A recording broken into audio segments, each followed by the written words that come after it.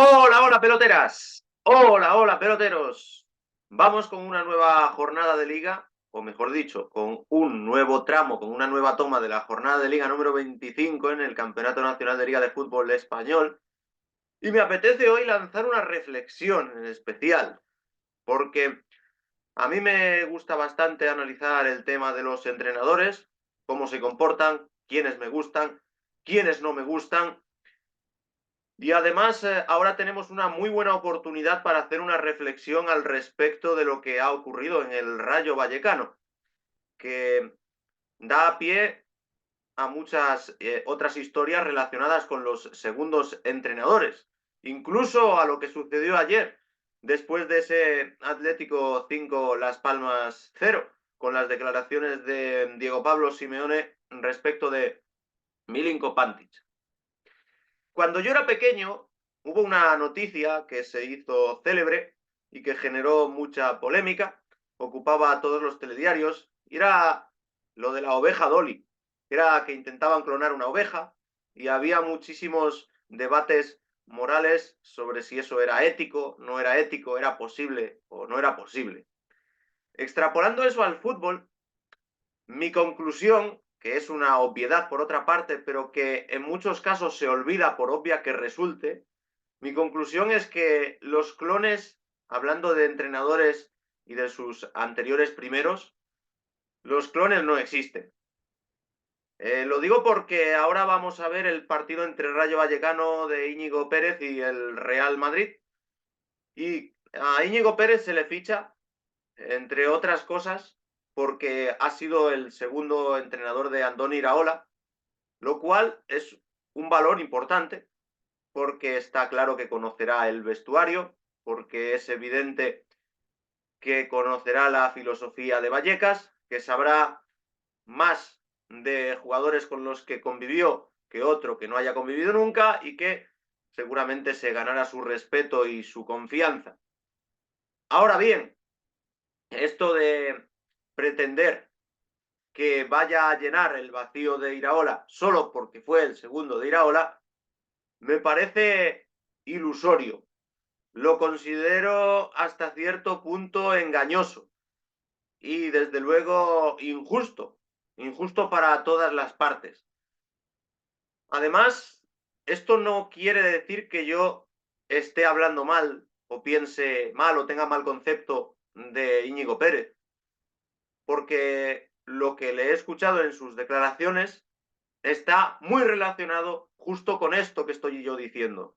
con que él ha convivido con Iraola, tiene muchos puntos en común con él en cuanto a personalidad, en cuanto a que convivieron y entablaron incluso una relación de amistad, pero no es menos cierto que él ha tenido la influencia de muchos otros entrenadores, porque yo me he detenido a ver la carrera como jugador de Íñigo Pérez y resulta que estuvo, sin ir más lejos, en dos etapas con Yagoba Arrasate, con el que coincidió en Osasuna durante 4 largas temporadas y con el que ya había figurado también como jugador en el Club Deportivo Numancia. Esto es solo un ejemplo, porque también estuvo en el Athletic, en el Huesca, en el Mallorca, etcétera, etcétera. ¿Con esto qué quiero decir? Que yo le deseo toda la suerte a Íñigo Pérez, que me parece que sus declaraciones son muy sensatas y que tiene los pies en la tierra y que por lo que cuentan quienes convivieron con él, sabe mucho de fútbol, le apasiona la táctica y tiene ganas de hacerlo bien. Yo no tengo dudas de que puede tener ese potencial, pero de lo que sí tengo más dudas es de que se vaya a parecer tanto como puedan esperar a priori a su primer entrenador en el pasado. No hay que olvidar que fue el segundo de Iraola, sí, durante 2 temporadas, que ahora no ha seguido con él porque no tenía todo el papeleo en regla, porque las exigencias de los ingleses eran numerosas para poder acompañarlo en la aventura del Bournemouth, aunque lo ha intentado hasta el final. Pero antes de eso, antes de estar de segundo de Iraola, había otro segundo de Iraola, que era Unai Mendía. Y Unai Mendía ha seguido su propio camino y no ha podido estar más alejado del fútbol europeo, puesto que ha estado en Sudamérica, en Club Bolívar. Y no hay más que ir a otros casos de segundos entrenadores. Decía justo hace unos instantes lo del Cholo Simeone y nos viene de perlas esto de los segundos misters porque los atléticos tenían muchísima fe y muchísima esperanza en que el Mono Burgos, Germán el Mono Burgos, fuera el sucesor natural de Diego Pablo Simeone cuando un día, que siempre se ha visto lejano, abandonara el argentino actual entrenador del Atlético, porque los dos lo son, el barco de la escuadra rojiblanca. Y resulta que cuando se han separado los caminos de uno y de otro, no ha podido ser más diferente el postulado de Simeone y el de Burgos en cuanto a que el Cholo ha seguido R que R al frente de los rojiblancos, mandando por encima de cualquier jugador o por encima de cualquier otro planteamiento de un aficionado que pensara que las corrientes de Simeone podían no ser las más acertadas para el Atlético de Madrid.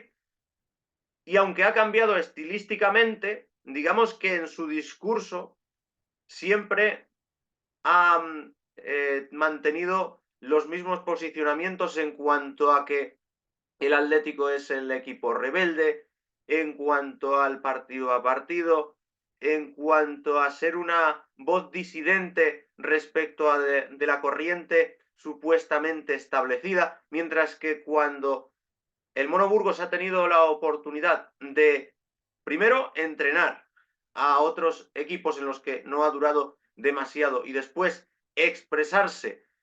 al respecto de lo que pensaba de los métodos del Cholo, sea por enemistad personal o profesional, o sea, simplemente porque él lo ve de diferente manera, digamos que no se ha parecido en nada. Es decir, el rendimiento de alguien que ha estado durante mucho tiempo al mando de otro, por decirlo de alguna manera, o al dictado de otro, no ha tenido nada que ver ni el rendimiento cuando ha dirigido en solitario, ni lo que él ha expresado de lo que él siente, teniendo en cuenta lo que considera que es el fútbol. Por tanto, esto de los clones, amigas y amigos, es muy complicado de llevar a cabo, a la práctica, porque también habría muchos aficionados del Atlético que considerarían a Milinko Pantic una leyenda y alguien con el suficiente conocimiento para poder hacerse cargo del Atlético el día de mañana, puesto que también hizo sus pinitos en el filial y podía ser un continuador desde otra vertiente del trabajo del Cholo Simeone. ¿Y qué ha ocurrido? Pues que cada uno va trazando su propio camino y lo puede hacer en los medios de comunicación, como está ejerciendo de comentarista Milinko Pantic, o puede simplemente no alcanzarle para ser primer entrenador. Es decir, esos segundos entrenadores puede que tengan ideas muy parecidas a los primeros. No estoy hablando ahora de Pantic y del Cholo, sino quizás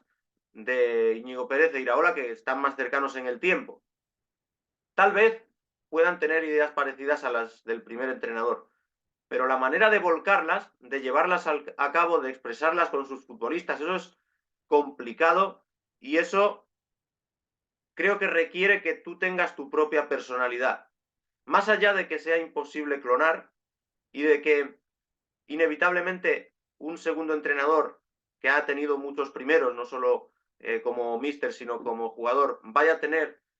más influencias que una. Aparte de esto, creo que si esa persona que de repente pasa a coger el mando se obsesiona en exceso por tener que hacerlo todo igual a aquel del que aprendió y del que otros aficionados puedan esperar que se parezca, va a acabar mal, porque va a ser una copia barata y por tanto peor, porque no hay nada mejor que la originalidad. Y esto también se puede extrapolar a muchos ámbitos. Así que yo creo que lo mejor que puede tener un segundo entrenador que pasa a ser primero es absorber las enseñanzas positivas que le haya dejado su paso con otros místers, pero hacerlas propias. Porque en el momento en el que o se olvide de todo lo que ha podido aprender o pretenda imitar en el mejor sentido de la palabra al que ha tenido como maestro, o pretenda igualar el pedestal en el que ha colocado ese anterior entrenador porque cree que él ya lo ha superado, que el alumno ha superado al maestro, en el momento en que caiga en este tipo de historias, es que va a salir fallido el asunto. Porque ejemplos hay 20.000 de segundos entrenadores que pasan a ser primeros, pero ni Tito Vilanova, el malogrado Tito Vilanova, que en paz descanse, fue Guardiola, ni Unzué fue Luis Enrique, ese gran luchador que es Unzué. Es decir, no se parecían en mucho. Tú veías a sus equipos y no eran realmente parecidos, pero es que conseguir lo que consiguieron esos primeros entrenadores no estaba al alcance ni de ellos ni al 99% de nadie. O lo que he dicho del Mono Burgos, o lo que digo de Juan Malillo, ya sabéis, los grandes entrenadores o los que han sido entrenadores de éxito generan muchísimas corrientes a su alrededor. A los segundos entrenadores de estos, digamos que ya parten con una credibilidad más alta y enseguida les suelen otorgar proyectos de primeros equipos. Y Juan Malillo, pues cuando ha sido primer entrenador, no ha conseguido grandísimos objetivos, salvo en la Unión Deportiva Salamanca, la extinta, tristemente desaparecida Unión Deportiva Salamanca, o cuando estuvo de San Paoli de segundo en el Sevilla, pues sí que parecía una figura importante. Luego en el Manchester City ha sido reemplazado. ¿Qué quiero decir con esto? Pues que al final un segundo entrenador tiene la opción de asumir su rol y detectar que su mejor papel es siempre estar a la sombra del que manda porque él tiene conocimientos pero quizás no está preparado para liderar. Tiene también la opción de pasar a ser primer entrenador, pero en el momento en el que pasas a ser primer míster, das un salto al vacío y debes tener en cuenta esa serie de condicionantes que si no los tienes, te llevan a la perdición. Así que esas son mis reflexiones sobre los segundos entrenadores, que por cierto, hablando de lo de ayer de Simeone y de Milinko Pantic, debo decir que me recordó mucho la manera de expresarse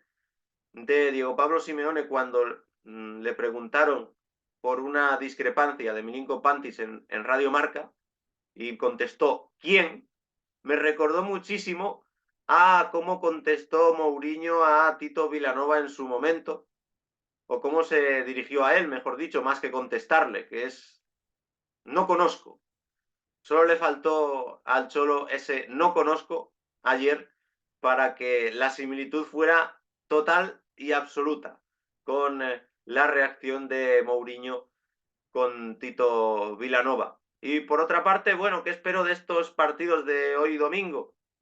En este Rayo Vallecano Real Madrid, la alineación de Íñigo Pérez sí que es muy continuista con lo que podía ser Iraola, pero también con lo que podía ser la alineación tipo de Francisco a principio de temporada. Es decir, Trejo por detrás de Tomás, que se suponía que estaba marcado a ser el toque diferencial, Raúl de Tomás, y con los dos extremos Isi Álvaro García, sin mayores inventos, sin fichajes de nuevo cuño que no han dado resultado. En el Madrid, ¿qué ocurre? Que descansa tanto Carvajal como Kroos como Rodrigo respecto a la Champions y está sancionado Mendy, por lo tanto juega Fran García, que regresa a Vallecas. Esto ocurrirá en el Rayo Madrid, en el que si el equipo blanco gana, pues le meterá muchísima presión al Girona, que visita San Mamés, un campo complicadísimo siempre, aunque el año pasado los de Mitchell ganaron allí. Por lo demás, partido de las 4:15 de la tarde en el que el Granada debe ganar o ganar para soñar con la salvación. Si el Almería lo hace, conseguirá su primer triunfo en la jornada 25, que ya le toca, pero lo de la salvación me parece una quimera. En el encuentro de las 6:30 de la tarde, Mallorca-Real Sociedad, digamos que es uno de esos partidos que empieza a quedar algo descafeinado y que sí que tiene el morbo de ser la repetición de la ida de la semifinal de Copa. Pero la Real Sociedad está precisamente a los torneos de eliminatorias entre la Champions y lo que tendrá dentro de 10 días, que será esa vuelta contra el propio Real Mallorca. Y el Mallorca, con 24 puntos, pues estará más o menos tranquilo de cara a salvar la categoría con el poco ritmo de puntuación que tienen los de abajo. Sí que tiene ese morbo el Mallorca Real Sociedad cuando se dan muchos partidos en distintas competiciones en poco tiempo de ver hasta qué punto los entrenadores quieren guardarse las cartas en el partido menos importante de todos. Porque para mí es el menos importante de todos. Es obvio que la vuelta de semifinal de Copa es mucho más trascendente para el que se clasifique a la final. Y en el partido de las 9 de la noche, ese Real Betis Deportivo Alavés, siempre está el aliciente de Samu Morodion y en el conjunto verde y blanco, aparte de un fichaje que es Johnny Cardoso, está claro que el fichaje que ha dado sensaciones más positivas es Pablo Fornals. No está inscrito en la Conference League, una competición que parece que van a dejar de mano los de Manuel Pellegrini y que intentarán acercarse a esa quinta posición en Liga, para empezar venciendo al Deportivo Alavés y a ver el papel de Fornals esta noche, porque si repite la actuación que hizo contra el Cádiz, desde luego la baja de Isco es muchísimo menos traumática para los heliopolitanos. Así que esto es lo que espero de los partidos y estas son mis amplísimas reflexiones sobre los segundos entrenadores. ¿Qué pensáis? ¿Existen las ovejas Dolly en el fútbol o el que pretenda ser un clon de su anterior primer entrenador está dando un paso atrás claro como yo pienso? Decídmelo todo esto en comentarios.